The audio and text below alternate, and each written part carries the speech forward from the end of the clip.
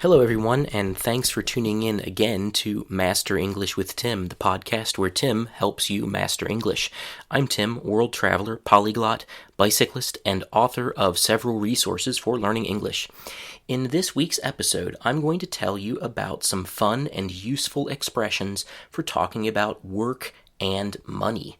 Let's get started. If you are dirt poor, that means that you are extremely poor and live quite badly.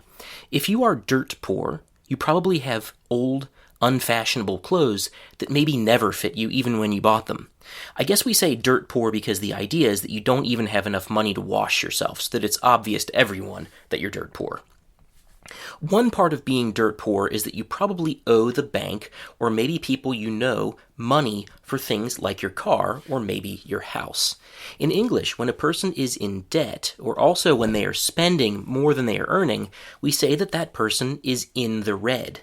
We say in the red to talk about people owing a lot of money because in accounting, negative numbers or numbers below zero are written in the color red. So, being in the red and being dirt poor is no fun. There's really nothing good about it. So, what are your options for moving up in the world if you're dirt poor? Well, your first option is that you could work yourself to the bone. If you work yourself to the bone, it means that you work so hard that it harms your health.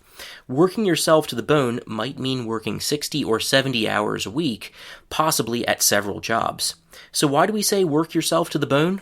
My best guess is that when you work so much, you lose weight and start to look like a skeleton. I could be wrong, though. In any case, the problem with working yourself to the bone is that it doesn't always work. In fact, I would venture to say that a lot of poor people are already working themselves to the bone and are still staying dirt poor. So another option, if you want to move up in the world, is to work smarter, not harder. Working smarter, not harder is what it sounds like. Instead of working more hours, you find ways of working that bring you money more quickly.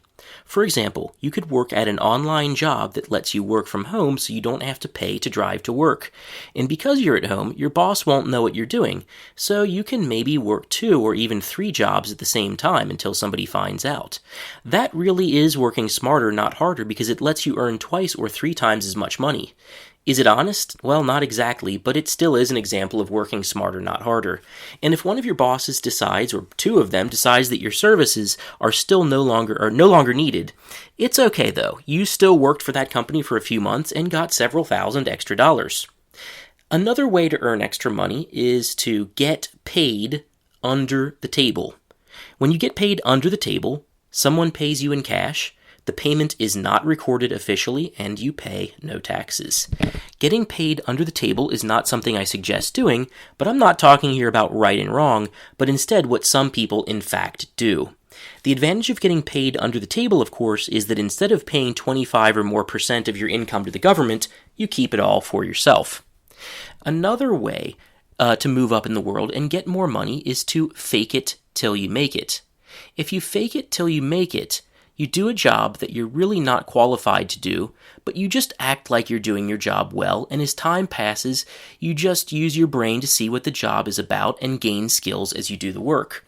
There are some jobs in industries where faking it till you make it really could work.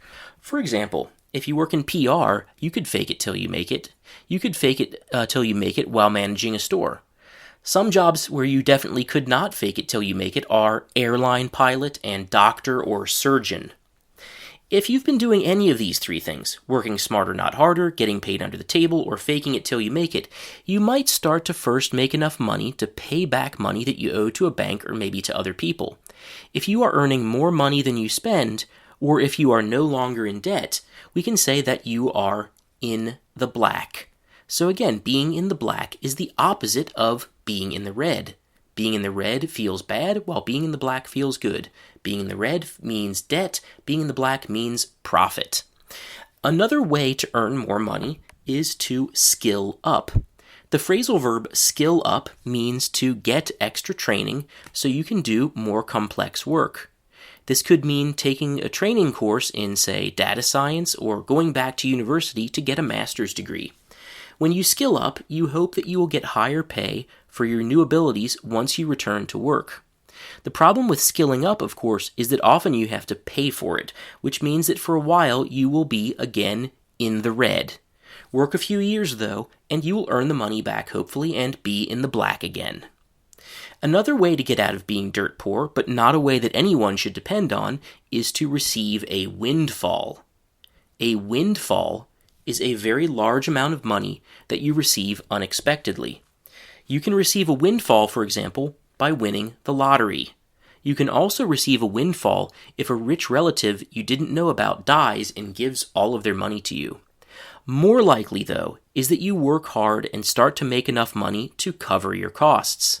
If you cover your costs, it means that you earn enough money to pay for your food, electricity, water, house, and so on. If you're earning a lot of money, but are not crazy rich, we can say that you are well off. If you are well off, you can afford to go on a nice vacation or you buy your kids nice clothing, and you probably live in a nice house.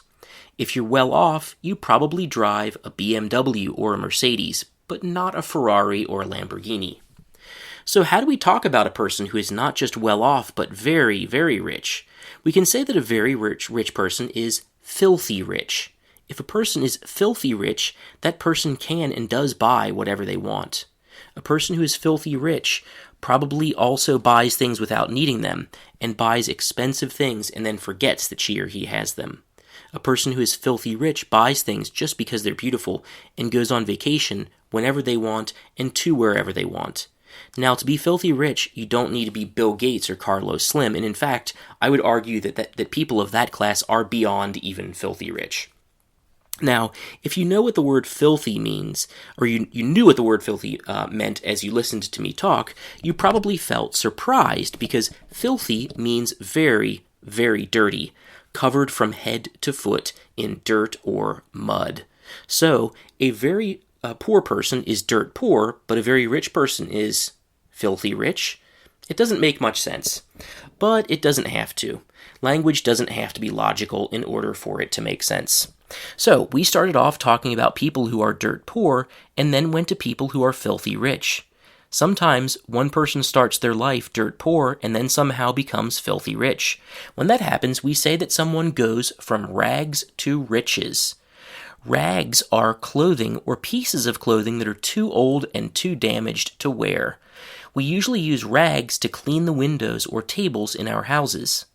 The only time a person would wear rags is because they're so poor that they can't buy respectable clothing. So if a person goes from rags to riches, that person was extremely poor at first and then became filthy rich.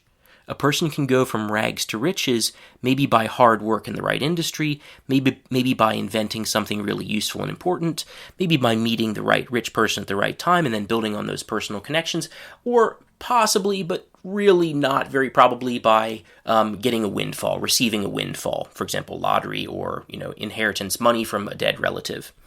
Occasionally, we also hear about rags to riches to rags stories, where a person starts poor, becomes rich, and then loses it all again. That again is from rags to riches to rags.